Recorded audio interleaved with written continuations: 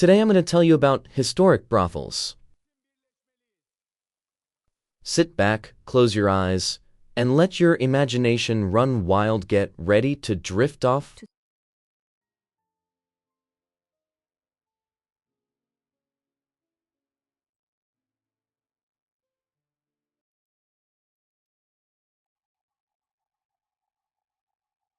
Marble columns and painted courtyards of Roman luxury vanish almost immediately. What replaces them is a cramped, dim corridor lined with small stone cells, barely large enough to hold a narrow masonry bed. Its walls decorated with faded, erotic frescoes meant to advertise services rather than provide comfort. This was the lupanar, the purpose-built brothel of the Roman world,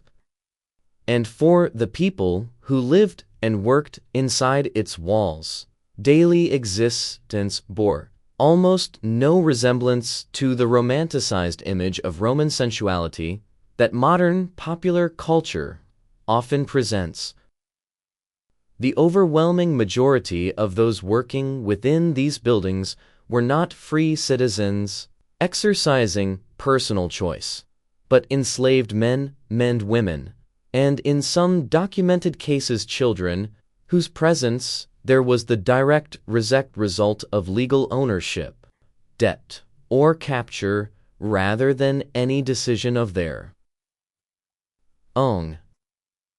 To understand why so few could have endured this life for long, we need to set aside the mythology and look instead at what the archaeological remains, Roman law, and surviving written sources actually tell us about who worked in these spaces, under what conditions, at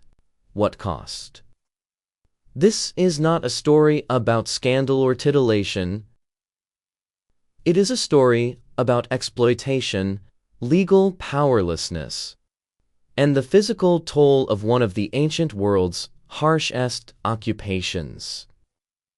Chapter 2: The Architecture of Confinement. The physical structure of a Roman brothel, best preserved for modern archaeologists in the ruins of Pompeii, reveals a great deal about the conditions those inside actually endured. Pompeii and lupanar, one of the most thoroughly excavated examples, consisted of a narrow, two-story building with a series of small individual rooms, known as celle, arranged along a central court. Each cell measured only a few square meters, barely large enough to contain a simple stone platform, bed, topped with a thin mattress, and lacked any meaningful privacy, since doorways were typically covered only by a curtain rather than a solid door. The walls of many of these doorways were painted with small erotic scenes, which archaeologists generally interpret as a form of advertisement or menu indicating available services, rather than decoration intended for comfort or pleasure. Ventilation was minimal, sanitation facilities were rudimentary at best, and the overall structure prioritized maximizing the number of paying encounters a space could accommodate over any consideration for the well-being of the people working within it. This was, in the most literal architectural sense, a building designed around transaction and throughput, and the physical confinement of the space itself, small stone rooms with no real means of privacy or escape, reflected the broader lack of autonomy experienced by those who lived and worked there. Chapter 3: Property, not people, under Roman law. To understand the brutal reality of the Roman brothel, it is essential to understand the legal status of the people working within one. Roman law treated enslaved people as property, and an enslaved person's labor, including sexual labor, belonged legally to their owner, who could compel, sell, rent out, or otherwise dispose of that labor entirely at their own discretion. Brothel keepers, known in Latin sources as lenones, frequently owned the enslaved individuals working under their roof outright, having purchased them specifically for this purpose, often from among the enslaved populations brought into Roman territory through conquest, piracy, or the broader ancient slave trade. Some enslaved people found themselves forced into brothel labor as a specific form of punishment imposed by an owner for perceived misbehavior elsewhere, a documented practice that underscores just how thoroughly this work functioned as coercion rather than choice within the Roman legal and social framework. Even the more limited number of technically free individuals who worked in Roman prostitution, some documented in surviving sources as former slaves or the desperately poor, operated within a legal and economic system that offered them essentially no meaningful protection or alternative. Since Roman law placed registered prostitutes, regardless of formal freedom, under a legal and social status known as naos, known as infamia, a condition that stripped away most civil rights and protections and effectively left them without legal recourse against exploitation or abuse. Chapter 4: The Weight of Infamia. The Roman legal concept of infamia carried consequences that extended far beyond simple social disapproval, shaping the entire legal existence of anyone marked by it, including registered prostitutes. Individuals under infamia lost the right to testify in court on equal standing with ordinary citizens, faced significant restrictions on legal marriage to citizens of higher status, and were barred from a range of civic and legal protections that ordinary Roman citizens took for granted. This legal marginalization meant that a person working in a Roman brothel, even in the rare instance of technical legal freedom,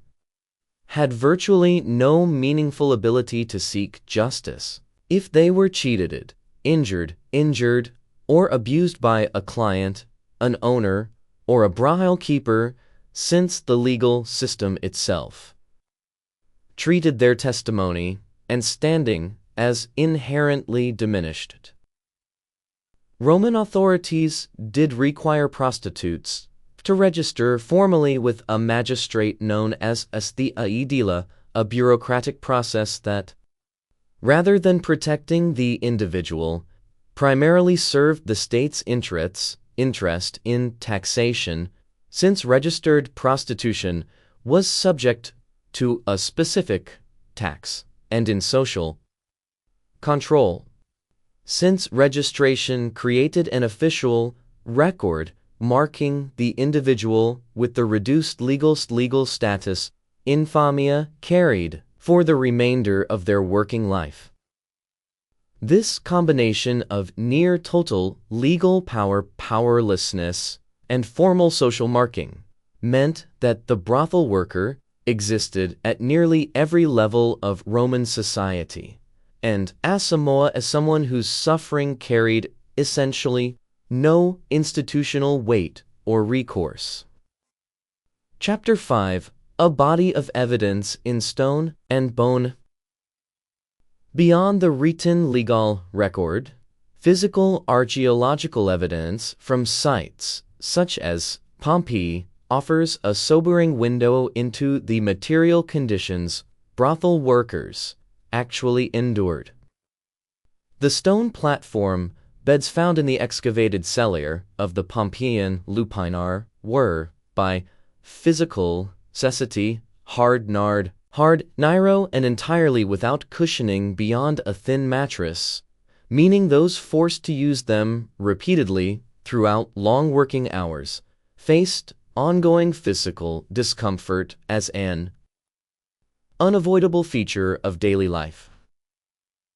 Graffiti scratched into the plaster walls of these rooms, preserved by the same volcanic eruption that destroyed Pompeii in the year sipping sea knows, includes names, crude commentary, and in some cases what appear to be personal remarks left by clients, a form of evidence that, while limited in what it can tell us about the workers' own perspectives, confirms the sheer volume of transactional traffic these small spaces were built to process. Skeletal remains recovered from sites associated with enslaved populations across the Roman world more broadly show evidence consistent with poor nutrition, physical strain, and in many documented cases, signs of trauma and violence, findings that, while not always specifically tied to brothel labor alone, paint a broader picture of the physical toll enslaved status generally imposed across Roman society, a toll that individuals forced into brothel work would have experienced on top of the specific demands on that particular labor. Chapter 6: Disease without modern medicine. The medical realities facing anyone engaged in frequent sexual contact within the ancient world were severe, and Roman medicine possessed neither the understanding nor the tools to meaningfully address them. Sexually transmitted infections circulated within the ancient Mediterranean world, and while modern diagnostic categories cannot always be mapped precisely onto ancient medical descriptions, surviving Roman and Greek medical texts do describe conditions consistent with what we would today recognize as symptoms of sexually transmitted disease, treated at the time with a combination of herbal remedies, dietary adjustment, and other interventions that modern medicine recognizes as largely ineffective against the underlying pathogens involved. Beyond infection,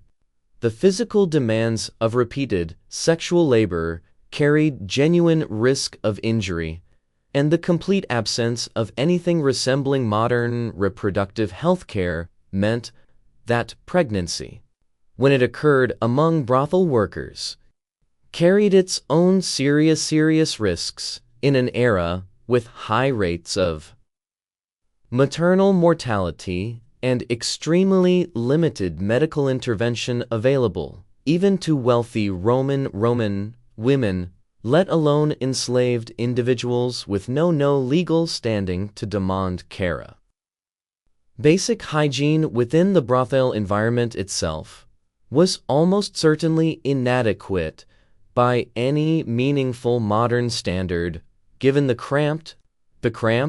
poorly ventilated conditions documented archaeologically,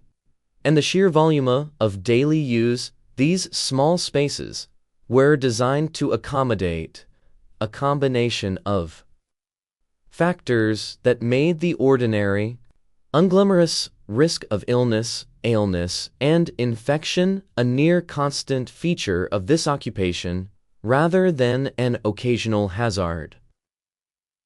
Chapter 7: Violence with no one to answer to. The legal powerlessness described in earlier chapters translated directly into a working environment where violence against brothel workers carried little meaningful consequence for those responsible. An owner held near total legal authority over an enslaved worker's body, including the right to physically discipline them, and surviving Roman sources make clear that violence against enslaved people, including those working in brothels, was both legally permitted and, based on the broader documentary record of Roman slavery, far from uncommon. Clients, too, operated within a system that offered brothel workers essentially no protection against mistreatment, since the reduced legal standing associated with infamia meant a prostitute's accusation against a client carried little weight in a Roman court, even in the rare cases where such an accusation might have been pursued at all. This absence of meaningful recourse should be understood as a defining, structural feature of the institution rather than an occasional failure within an otherwise more protective system, since Roman law never developed any framework specifically intended to shield brothel workers from violence or abuse, treating the matter instead as falling entirely within the private authority an owner held over their own or own tenure. In the case of technically free workers, as simply outside the scope of legal protection altogether, given then their diminished civic status. Chapter 8. Who profited from the suffering? The economics of the Roman brothel reveal precisely where the benefits of this system actually flowed. And it was overwhelmingly toward the owners and brothel keepers rather than the workers themselves. A Leno operating a brothel generated income directly from the labor of the enslaved people under their control, income that the worker themselves had no legal claim to, since their earnings belonged, as a matter of Roman property law, to their owner rather than to them. Some brothel keepers ran their operations as part of a broader commercial portfolio, owning multiple enslaved workers across different properties, a business model documented in surviving Roman legal and commercial records that treated human beings as income-generating assets in terms not fundamentally different from how Roman law treated livestock or other property. The state itself profited as well through the specific tax imposed on registered prostitution mentioned earlier, a revenue stream significant enough that later Roman emperors, including Caligula, according to surviving historical accounts, took direct interest in expanding and formalizing its collection.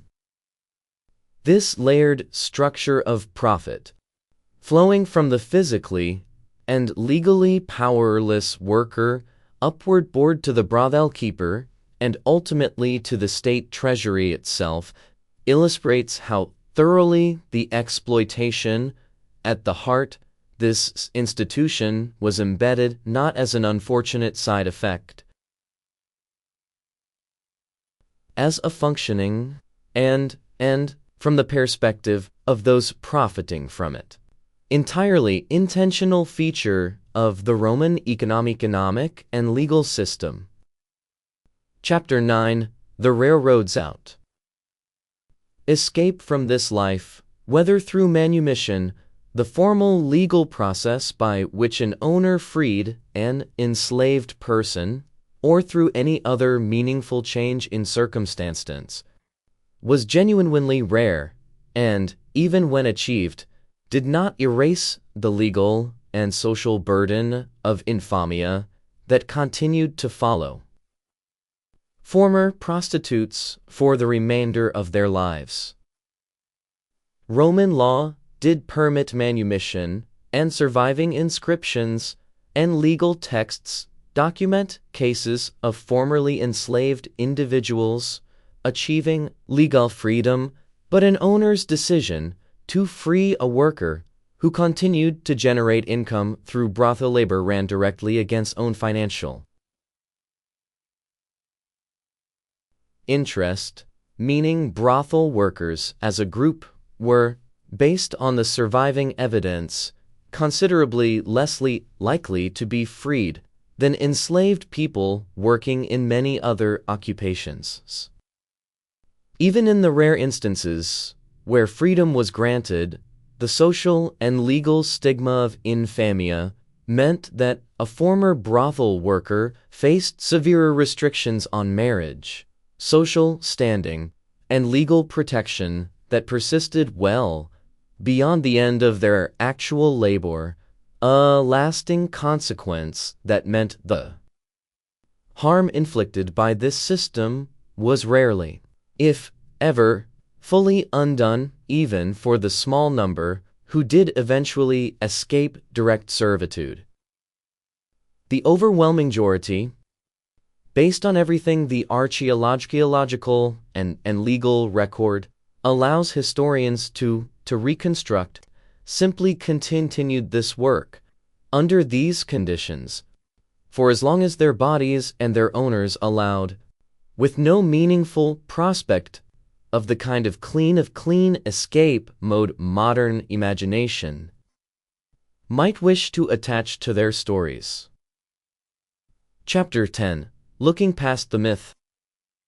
When popular culture depicts the Roman brothel, it frequently borrows the aesthetic surface of the institution, the painted frescoes, the architectural details preserved at Pompeii, the general association with a permissive ancient sexuality, while leaving out the legal powerlessness, physical hardship, and near total absence of consent that define the actual daily experience of the pavians who worked within these walls. The historical record, drawn from Roman law, archaeological excavation, and the surviving writings of the Romans themselves, tells a far darker and more sobering story than the romanticized image suggests, one centered overwhelmingly on enslaved individuals with no legal standing, confined to cramped and unsanitary spaces, subject to violence with no meaningful recourse, and marked for life by an illegal status that stripped away basic civic protection, even in the rare event of eventual freedom. Understanding his history accurately matters, not to sensationalize suffering for its own sake, but because it reveals something important and often overlooked about how thoroughly Roman society organized itself around the ownership and exploitation of human beings. A reality embedded, not at the margins of Roman civilization, but within one of its most ordinary, everyday, commercial institutions. The lupanar of Pompeii,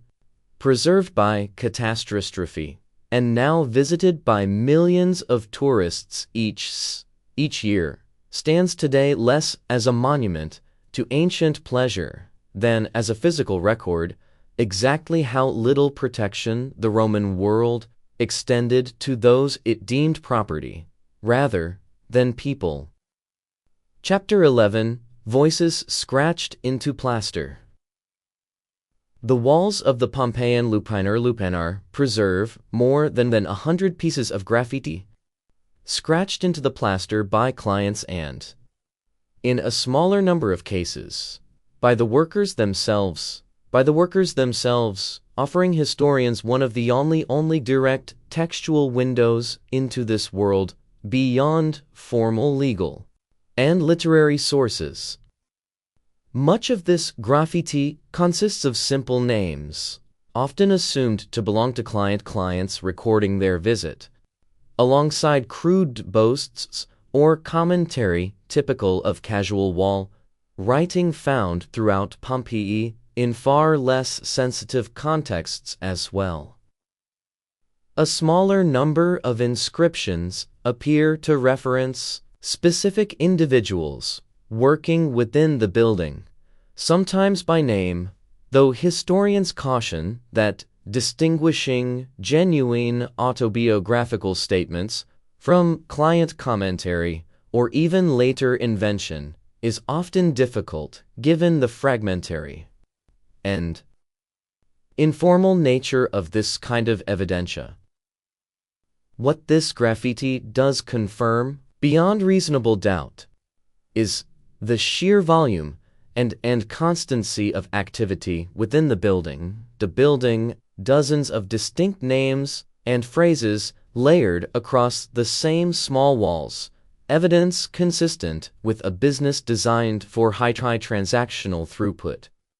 rather than the occasional or exclusive encounters sometimes imagined in more romanticized depictions.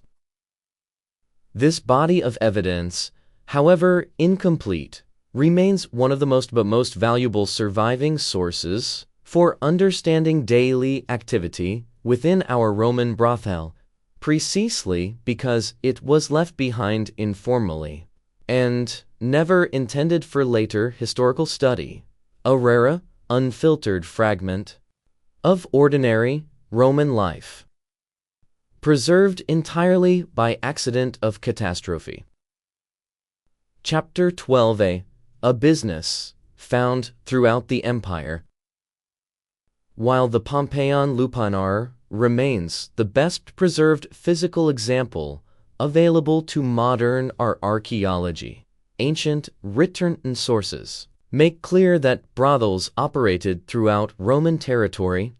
from the city of Rome itself to smaller provincial towns and bustling port cities such as Ostia. In the capital, ancient sources describe brothels concentrated in specific districts associated with lower status commerce and dense urban poverty, including areas near the Circus Maximus and the Subura, a crowded neighborhood. Ancient writers frequently characterized as raw and disreputable port cities and towns positioned along major trade and travel routes supported a particularly steady brothel trade, catering to sailors, merchants, and travelers passing through, a pattern consistent with the broader economic logic of an institution built around transient, anonymous commercial exchange rather than any form of ongoing personal relationship. The scale of individual establishments certainly varied, from small single-room operations attached to taverns or inns to larger, purpose-built structures resembling the Pompeian example. But the undying legal and economic structure, enslaved or legally marginalized workers controlled by an owner, or brothel keeper profiting from their labor, remained broadly consistent across the different regions and city sizes in which this institution operated throughout the Roman world. Chapter 13. Beyond Women, a fuller picture of exploitation. Roman sources make clear that sexual exploitation within this system was not limited to women, and enslaved boys and men were also forced into brutal labor and other forms of coarse sexual service. Roman social attitudes toward same-sex activity differed considerably from many later cultural frameworks generally organizing more moral judgment, less around the gender of a sexual partner, and more around questions of status, and the specific role an individual occupied within a sexual encounter with penetration of a lower status individual by a higher status one generally accepted, while the reverse carried significant social stigma for a freeborn citizen. This cultural framework meant that enslaved boys and young men occupied a particularly vulnerable position, since Roman law and custom offered them essentially the same absence of legal protection already described for enslaved women, while the specific social attitudes surrounding status as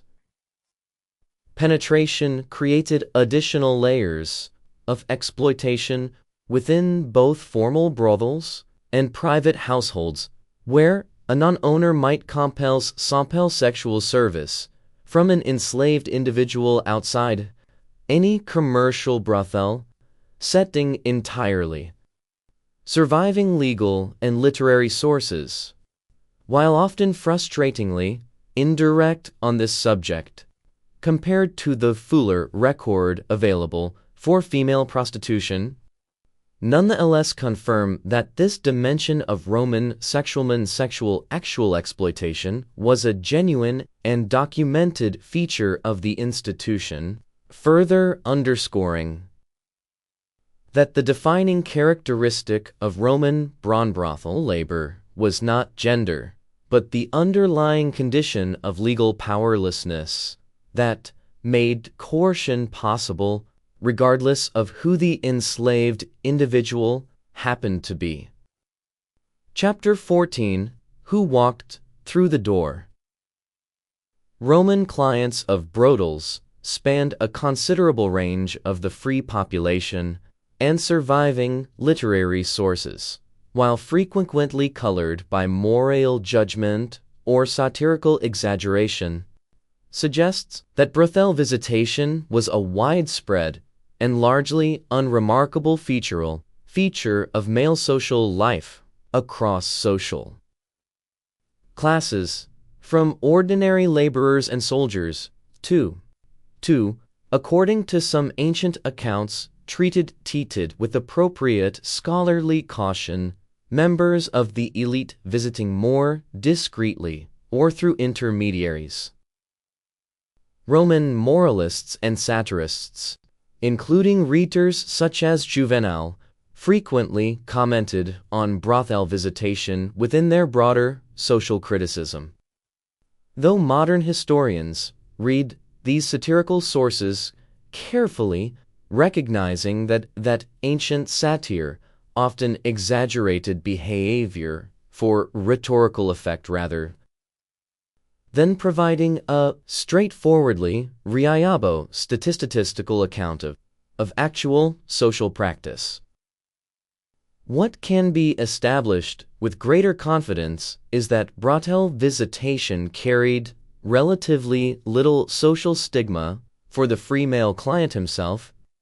in sharp contrast to the severe and lasting legal stigma of infamia that fell entirely upon the worker, an asymmetry that reflects the broader Roman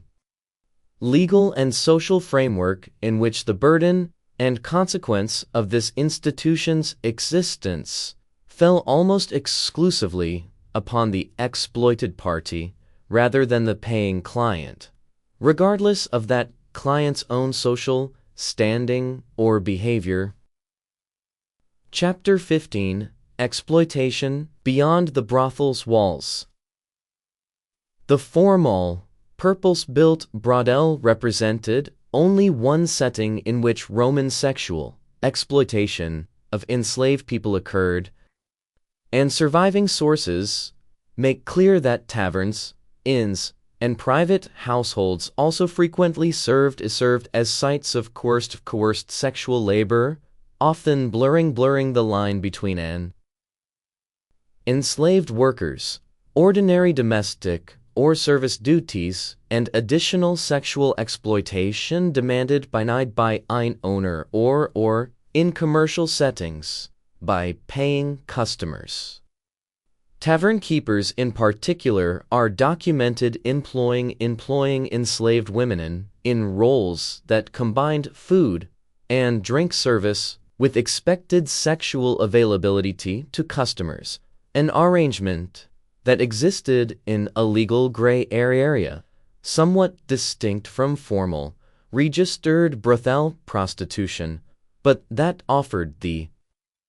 enslaved individual involved no greater legal protection or autonomy. Within private Roman households, an owner's near total legal authority over enslaved people meant that sexual exploitation could occur entirely outside any commercial context whatsoever. A private and livette and largely undocumented dimension of Roman slavery that historians contrace primarily through indirect legal references, moral commentary, and the occasional surviving account rather than the kind of concentrated evidence available for formal brothels like the one preserved at Pompeii. This broader pattern matters for understanding the full scope of the institution this account has focused on, since the formal lupiner represented merely the most visible and archaeologically preserved expression of a much wider, more diffuse pattern of sexual exploitation woven throughout the fabric of Roman slavery as a whole. Chapter 16. How the Romans wrote about it. Roman literary sources addressing prostitution range considerably in tone and purpose, from the moral condemnation found in certain philosophical and sarcastic writing to the more casual, even crude references found scattered throughout Roman poetry and epigram. The poet Martial, writing epigrams that frequently addressed the everyday realities and vulgarities of Roman urban life, referenced prostitution with a casual frankness that modern readers sometimes find startling, reflecting an ancient literary culture considerably less squeamish about direct sexual reference than many later periods of Western literary tradition. Philosophical and moralizing writers, by contrast, frequently use prostitution as a symbol of broader social and moral decay, a rhetorical device employed to criticize what such writers viewed as declining Roman virtue. Though modern historians caution against reading this moralizing literary tradition as a straightforward, objective account of the actual lived experience of brothel workers themselves, since these writers were generally more interested in what prostitution symbolized about Romans' society broadly than in the specific circumstances of the enslaved individuals performing this labor. This gap between literary treatment and lived reality represents one of the central challenges historians face in reconstructing this history accurately, requiring careful cross-referencing between literary sources, legal texts, and the physical archaeological record in order to separate genuine historical evidence from rhetorical exaggeration or moralizing convention. Chapter 17. Morality in Apagan Framework. Roman moral and religious attitudes toward prostitution during the pagan period differed considerably from the frameworks that would later develop under Christian influence generally treating the institution as a socially necessary, if lower status, feature of urban life rather than as a specific moral crisis demanding active state suppression. Some Roman religious tradition even incorporated prostitution into formal ritual practice in limited contexts, and ancient sources describe associations between specific prostitutes and particular religious festivals or temple precincts, though historians caution against overstating the scale or centrality of any genuinely sacred prostitution within mainstream Roman religious practice. A topic that has been subject to considerable scholarly debate and revision as more rigorous source criticism has been applied to earlier, sometimes overstated claims. What can be said with greater confidence is that pagan Roman society generally regulated, rather than sought to abolish prostitution, reflected clearly in the formal registration and taxation system administered through the aedi described in earlier chapters, an approach consistent with the broader pagan Roman tendency to integrate and manage social institutions considered undesirable rather than pursue their elimination, a markedly different posture from the more actively reformist stance that would eventually emerge under the Christian emperors of Rome's later centuries. Chapter 18: A Changing Moral Landscape. The gradual Christianization of the Roman Empire, accelerating significantly following Constantine's reign in the early 4th century, brought with it an evolving moral framework that increasingly viewed prostitution not as a regrettable but socially manageable institution, but as genuine moral evil warranting active state conjuring. Christian writers and church leaders of this period wrote extensively condemning prostitution, framing it in terms of sin and moral corruption that differed meaningfully from the more pragmatic, status-based framework of earlier pagan Roman law and chaos. This shifting moral climate did not, however, produce an immediate or complete legal transformation, and prostitution continued to operate within Roman and later Byzantine territory, well after Christianity's formal establishment as the empire's dominant religion. Our reminder that changing moral and religious rhetoric at the level of elite writers and church leaders did not automatically translate into swift, practical change for the enslaved individuals whose labor continued to sustain the institution regardless of the surrounding religious climate. Some later Roman and Byzantine emperors did introduce specific legal reforms addressing aspects of forced prostitution, reflecting this changing moral consensus, though historians studying this transitional period generally emphasize the gradual, uneven, and incomplete nature of this shift rather than any single decisive moment at which Roman sexual exploitation of enslaved people simply ceased. Chapter 19: Legal Reforms and Their Limits. The most significant documented legal reform addressing coerced prostitution in the late Roman and early Byzantine period came under the Emperor Justinian in the 6th century, whose legal codification efforts included measures explicitly addressing the practice of forcing enslaved women into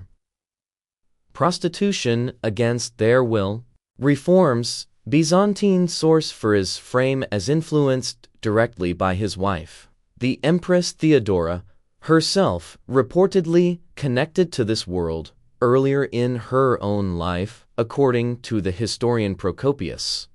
Though modern historians treat Procopius' account particularly his more sensationalized writing on Theodora with considerable caution, given his documented hostility toward her hair elsewhere in his work. Justinian's legal reforms in this area represented a genuine, formally codified attempt to restrict specific abuses associated with forced prostitution,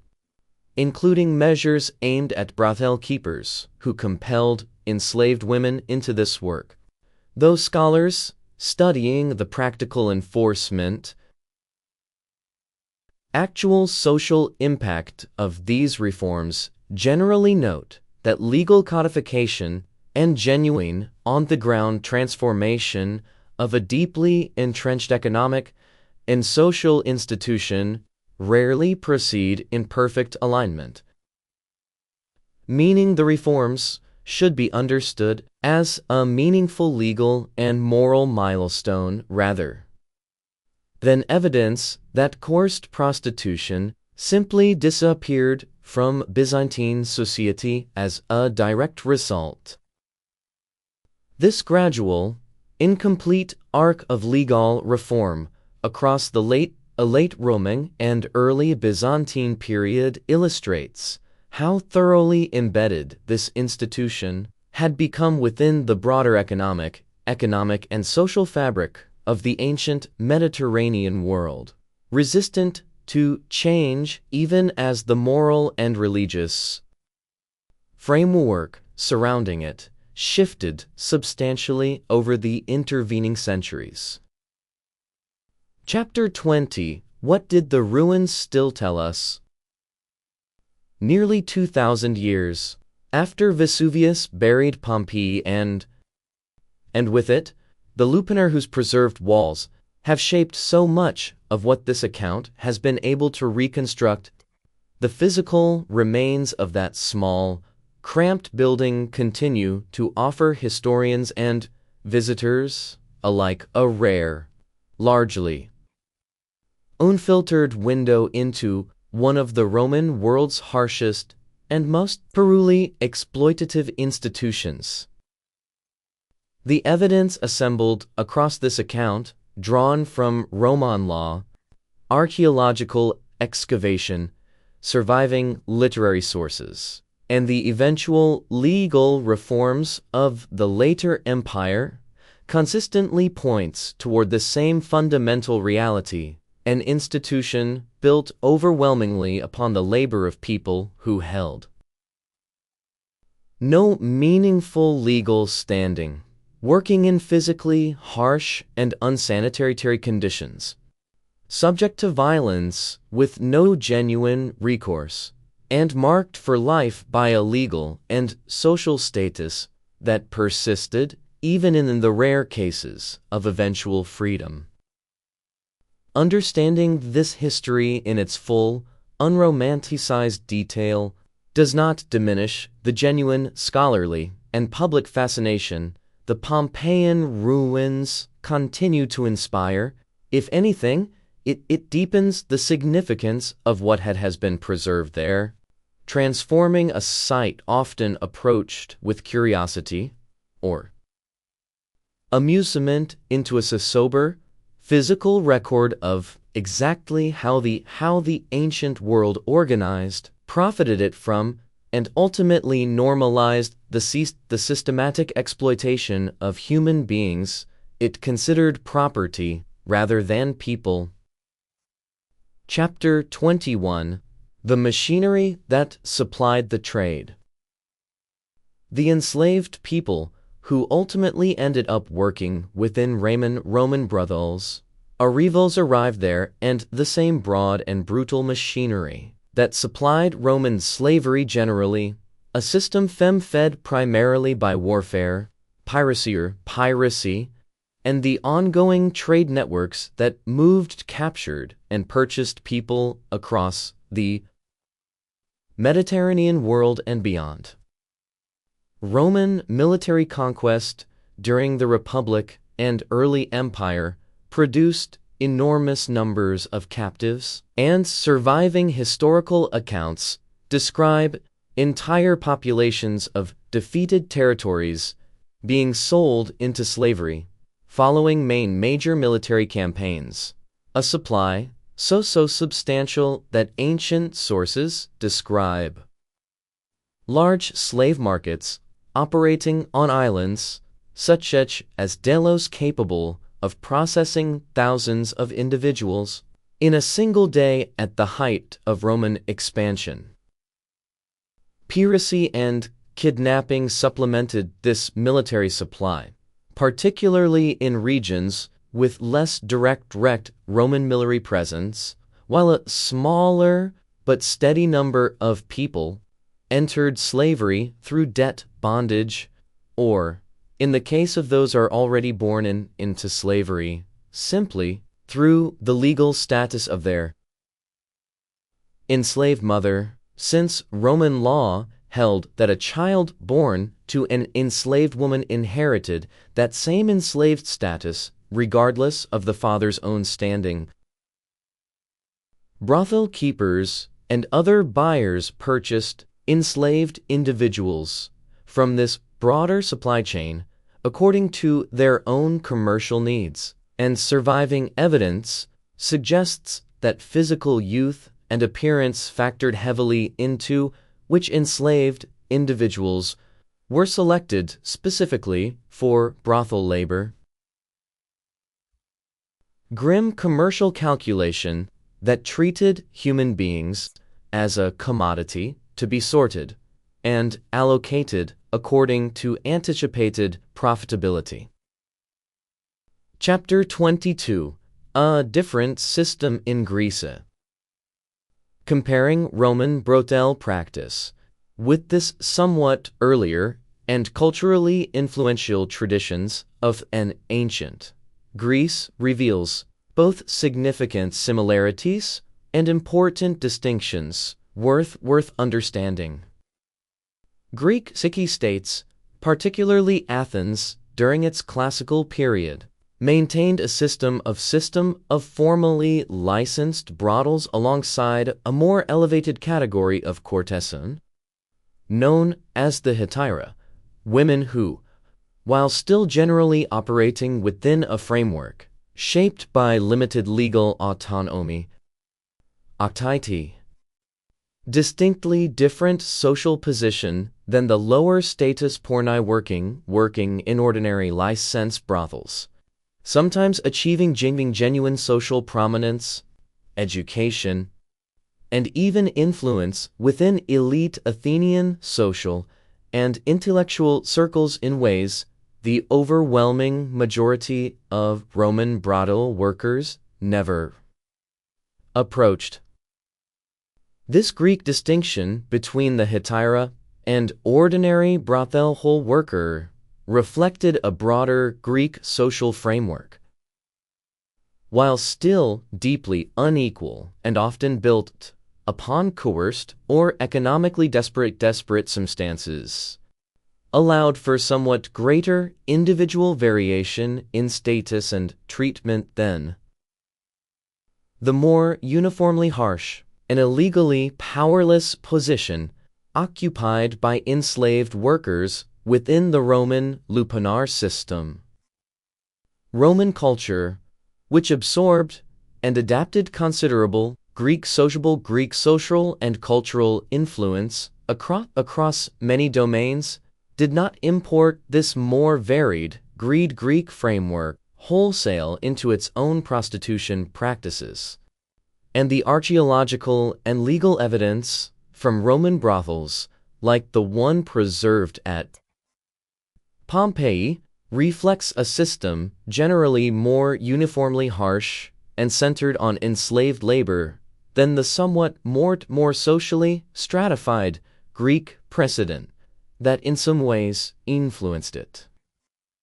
Chapter 23: Threads Across the Ancient Mediterranean. Ancient Egypt and other Mediterranean and Near Eastern societies that came under Roman influence or direct rule maintained their own undistinct traditions regarding prostitution and sexual labor, traditions that, following Roman conquest, increasingly intersected with and were reshaped by Roman legal and administrative frameworks. Egyptian sources from the Roman period, including administrative papyri surviving in Egypt's dry climate in far greater quantity than comparable documents from most other Roman provinces, provide valuable evidence of how Roman taxation and registration requirements for prostitution, described earlier in the context of the Roman idyllic system, were adopted and applied within a previously independent Egyptian administrative tradition, following the province's absorption into Roman control after Cleopatra's defeat in 2 BCE. This broader pattern, Roman administrative and legal structures overlaying and reshaping, though rarely entirely erasing, earlier tradition across the diverse provinces of the empire, applied to prostitution just as it did to many other areas of provincial life,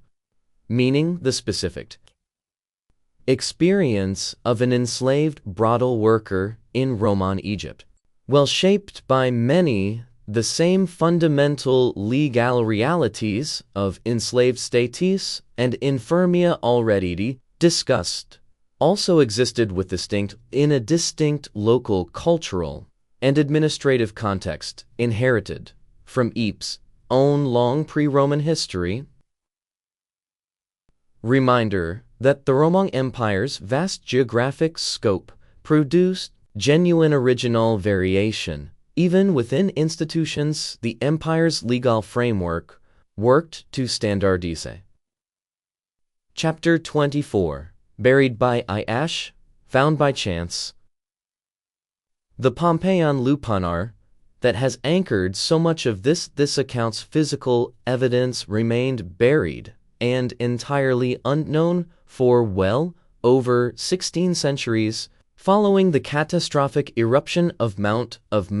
Vesuvius in the year 1700. Its rediscovery, part of the broader systematic excavation of Pompeii, began in the 18th century under the patronage of the Bourbon kings of Naples. Early excavation efforts at Pompeii, beginning in CT's Sahiths, initially focused on retrieving valuable artifacts and artwork, with relatively little of the careful, methodical archaeological documentation that later became standard practice, and the specific building, now identified as the city's primary purpose-built brothel, was not excavated and definitively identified until considerably later in the 19th century, as excavation techniques grew more systematic and schematic, and scholars developed clearer criteria for distinguishing this particular structure from Pompeii's many other buildings based on its distinctive small gialla, erotic frescoes, and extensive graffiti.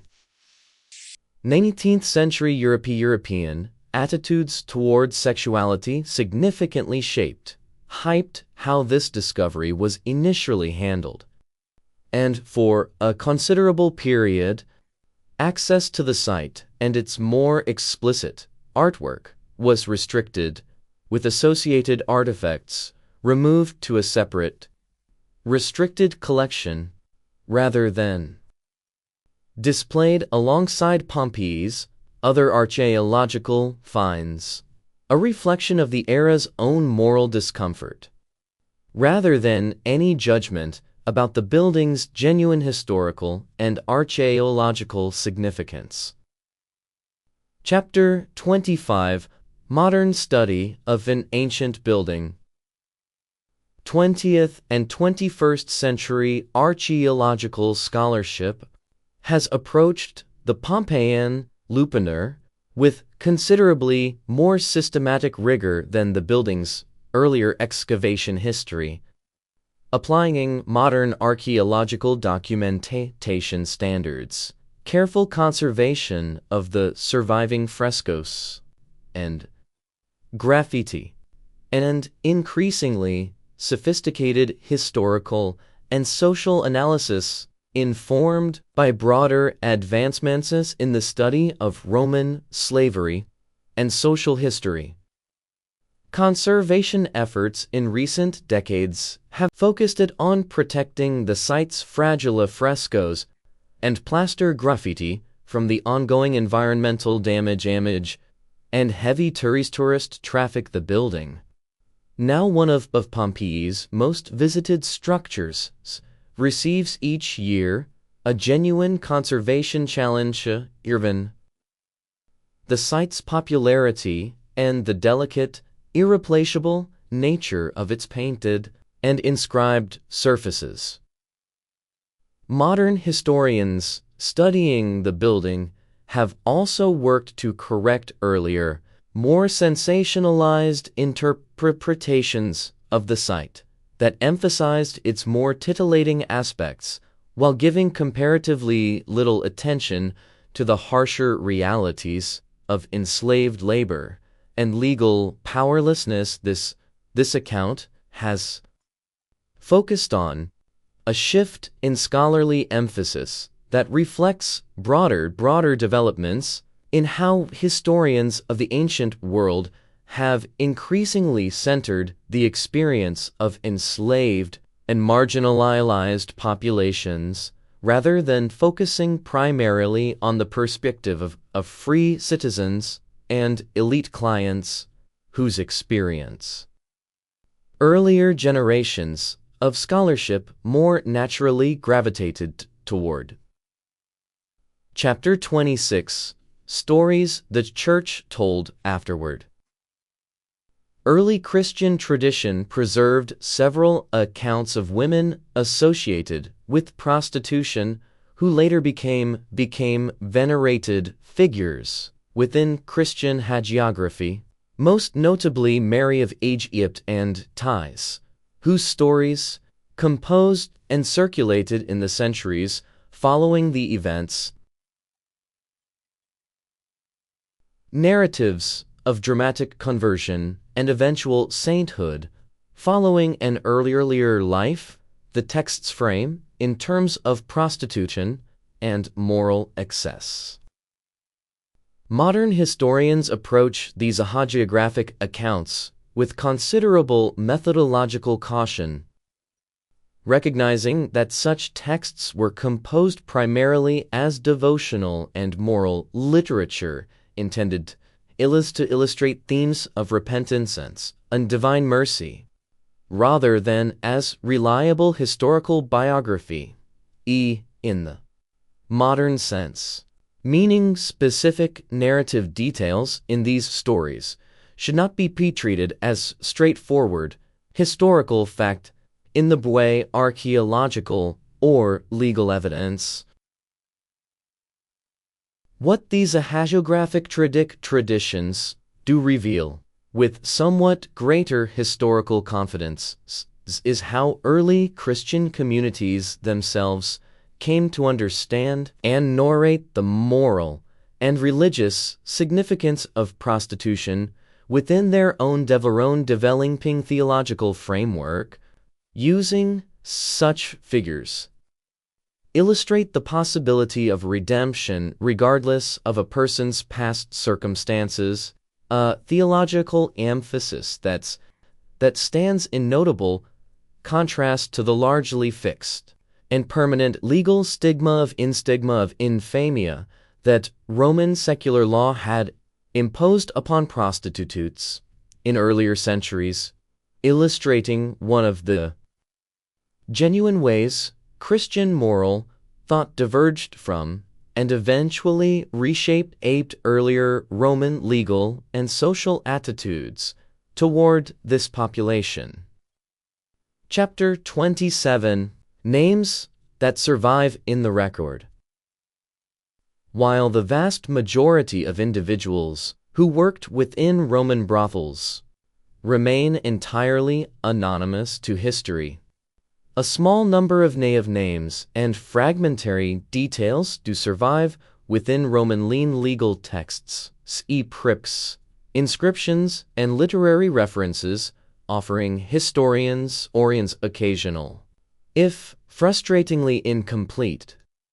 glimpses of specific individuals within this otherwise largely undocumented population. Roman legal texts occasionally reference specific court cases or legal disputes involving named brothel keepers or enslaved workers, generally preserved because the case in question touched on some broader point of legal or commercial significance rather than any particular historical interest in the individual involved. The famous corruption trial of the provincial governor Gaius Verus, prosecuted by Cicero in Census v. CE, references various forms of exploitation and extortion Verus was accused of during his governorship of Sicily, illustrating in passing the kinds of commercial and administrative contexts in which prostitution and its taxation intersected with broader Roman provincial governance and, in this particular case, its abuse. These fragmentary survivals, however limited, remind historians that behind the broader legal and archaeological patterns this account has described stood genuine individual people, most now lost entirely to history, but occasionally preserved in fragmentary form through the accident of their connection to some larger legal or political matter that Roman record-keeping happened to consider worth preserving. Chapter 28: One institution among many. Placing brothel labor within the broader context of Roman slavery as a whole helps clarify both what made this particular occupation distinctly brutal and what it shared with the wider system of forced labor upon which Roman society and economy fundamentally depended. Enslaved people across the Roman world labored in agriculture,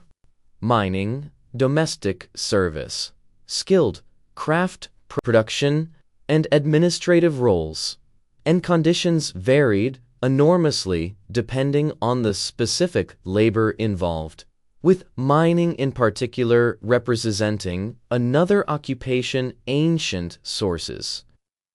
consistently described in terms of extreme physical brutality and high mortality comparable in severity to the conditions this account has described within brothel labor. What distinguished brothel labor within this broader landscape of Roman slavery? Slavery was not necessarily greater physical brutality in every individual case, since conditions varied considerably depending on the specific brothel owner and circumstances involved, but rather the particular combination of physical, legal, and social harm the institution inflicted simultaneously, physical exploitation compounded by the specific and lasting legal stigma of infamia that few other categories of enslaved labor carried in quite the same permanent, identity-defining way. Understanding brothel labor as one severe expression within this much larger system of Roman forced labor, rather than as an isolated or uniquely aberrant institution, helps illuminate just how thoroughly coercion and exploitation were woven into the ordinary functioning of Roman economic and social life across nearly every sector of the ancient economy. Chapter 29. What the evidence cannot tell us. Despite the considerable body of legal, archaeological, and literary evidence this account has drawn upon, historians studying Roman brothel labor face genuine and significant limitations in what the surviving record can actually reveal, particularly regarding the interior experience, emotions, individual perspectives of the enslaved people who worked within this system. Nearly every surviving source, whether legal text, literary reference, or even the graffiti scratched into the walls of the Pompeian Lupanar itself, was produced by or filtered through the perspective of free Roman citizens, meaning historians must reconstruct the lived experience of enslaved brothel workers largely through indirect evidence and careful inference rather than direct testimony from the workers themselves. Since Roman society, having stripped these individuals of meaningful legal voice, left correspondingly little space for their own recorded perspective to survive. This evidentiary gap represents a genuine and important limitation that responsible historians must acknowledge, rather than paper over with speculative reconstruction presented as established fact. And it stands as its own kind of historical evidence in a sense, a silence in the record that itself reflects the thoroughness with which Roman society marginalized and rendered voiceless the very population nation. This account has sought to understand a limitation modern historians continue to grapple as they work to write a more complete and honest account. Roman history. Chapter 30. A history worth remembering honestly. The story this account has assembled, drawn from stone stelae and painted frescoes, from Roman legal codes and the writings of poets, aunts, and moralists, from slave markets on Delos, and Byzantine legal reform centuries later, resists the simplified, sanitized, or sensationalized versions of Roman sexuality so often presented in popular culture. What the genuine historical record reveals, instead, is an institution built overwhelmingly upon coercion, an economy of exploitation that stripped its workers of legal standing, physical dignity, and even in the vast majority of documented cases, any realistic path toward eventual freedom, all while generating steady profit for owners, brothel keepers, and ultimately the Roman state itself through taxation. Understanding this history accurately does not require abandoning genuine, scholarly and public interest in sites like the Pompeian Lupanar, but it does require an engaging with it interest honestly, recognizing the building not primarily as a curiosity of ancient sexual culture, but as a preserved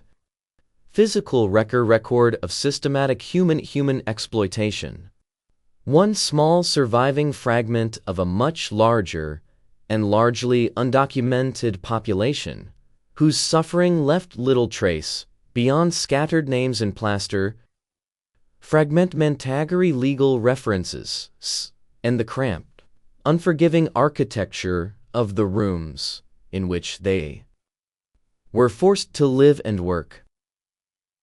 That, ultimately, is why so few could have endured even a single night within these walls by anything resembling genuine choice, and why the true history of the Roman brothel deserves to be remembered not for its scandal, but for what it honestly reveals about the human cost, so often hidden beneath